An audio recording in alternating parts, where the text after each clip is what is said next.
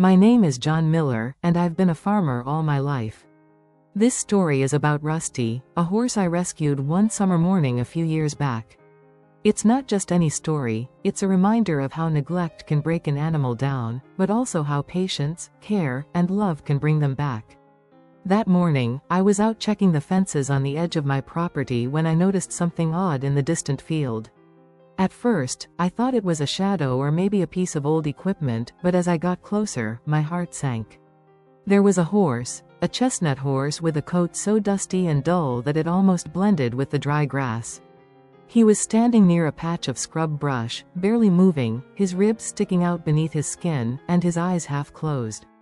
I've seen plenty of horses in my time, but this one looked different, not just thin, but exhausted and scared. There was no water trough nearby, no sign of food. It was clear he had been left there for some time. The ground was cracked and hard from weeks without rain, and the sparse grass looked like it couldn't support even a hungry cow, let alone a horse. I approached slowly, calling out softly, but Rusty barely moved. His hooves were caked with dried mud, and his mane was tangled and matted. I could see flies buzzing around him, and he didn't swat them away.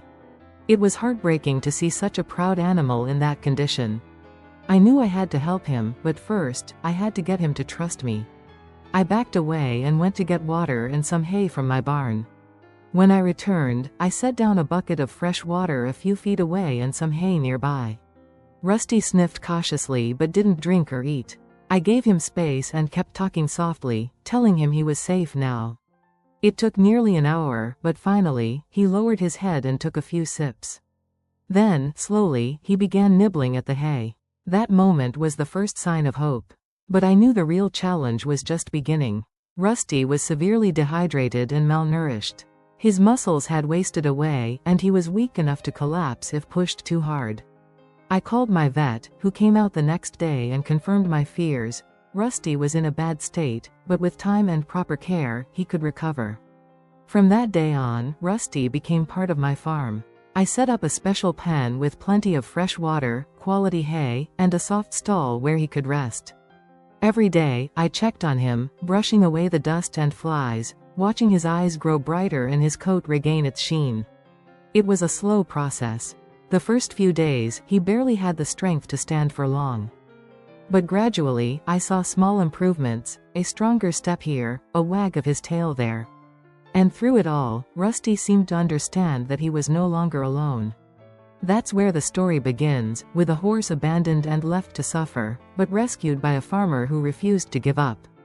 The journey ahead wasn't easy, but I promise, the next part will show how Rusty's spirit started to fight back. In the days and weeks after I brought Rusty into my care, it became clear just how deep his suffering had been. Horses are strong creatures, but Rusty had been pushed to his limits. His once proud posture was replaced with a cautious, almost defeated stance. His eyes held a sadness that no horse should ever carry. I spent hours every day with him, not just feeding and watering, but sitting quietly nearby, letting him get used to my presence. At first, Rusty would flinch or shy away if I moved too fast, but with time, he began to accept my touch. Brushing his tangled mane became a daily ritual. I'd gently work through the knots, careful not to hurt him, feeling like each stroke was helping to heal more than just his coat. The vet advised me to be patient and to increase his food intake gradually. Too much too soon could be dangerous. So, I gave him small, frequent meals, a mix of soaked oats, soft hay, and supplements to rebuild his strength. The transformation was slow but steady. One morning, about 2 weeks after I found him, Rusty surprised me. He took a few tentative steps toward me when I called his name. That simple gesture felt like a breakthrough. The next day, he followed me to the gate of his pen when I opened it. His legs, still thin and shaky, held his weight better than before. He even let me scratch behind his ears without pulling away. But it wasn't just his body that needed healing. Rusty's spirit was fragile. It was clear he had been neglected not only physically but emotionally. Horses are social animals, they thrive on connection and trust. I realized that Rusty had been left alone for so long that he'd lost faith in people. So, I made it a point to spend time with him each day beyond the basics. I'd talk to him about the weather, the crops, the old days on the farm, anything, really. I wanted him to hear my voice and associate it with safety. Sometimes, I'd just sit quietly beside him, letting the silence do the healing.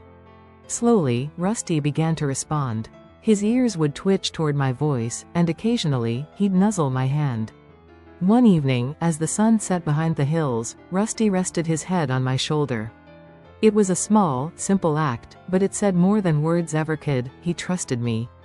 I'll never forget the day Rusty took his first real walk around the field outside his pen. The grass was still sparse, but there was fresh water in the trough, and plenty of room to move. He trotted a few steps, then paused to graze. Watching him, I felt a deep sense of relief and pride. This was a horse fighting back from the brink. That moment was a turning point.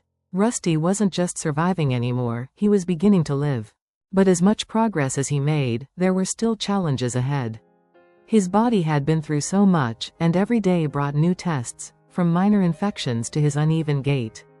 Each setback reminded me how fragile his recovery was. It wasn't just a matter of feeding and watering, it was about rebuilding a life, piece by piece. Still, I was determined. Rusty had come too far to give up now.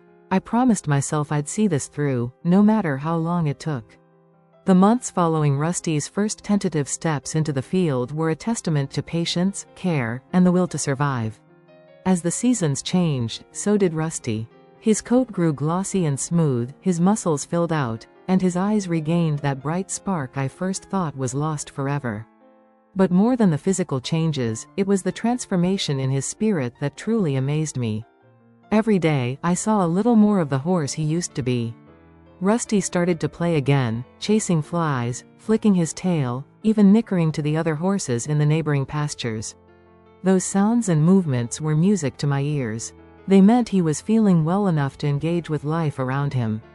I made sure to give him gentle exercise, leading him on walks around the farm and gradually increasing the distance as his strength improved. His gait, once uneven and faltering, became smooth and steady. The vet was impressed with how far he'd come and said Rusty was on track to make a full recovery. But perhaps the biggest change was the bond between us. Rusty, who once flinched at every movement, now came to meet me at the gate, eager for attention and food, but also companionship. He would nuzzle my hand and follow me around like a loyal friend. The horse that had been left to suffer alone in a dry field had found a home, a friend, and a family. I think about Rusty often, what he must have endured before I found him, left without water or food in that unforgiving field. It's hard to imagine the strength it took just to stand, let alone survive. But it also reminds me of how powerful kindness can be. One person's decision to help changed everything for that horse. Rusty's story isn't just about survival, it's about hope and second chances.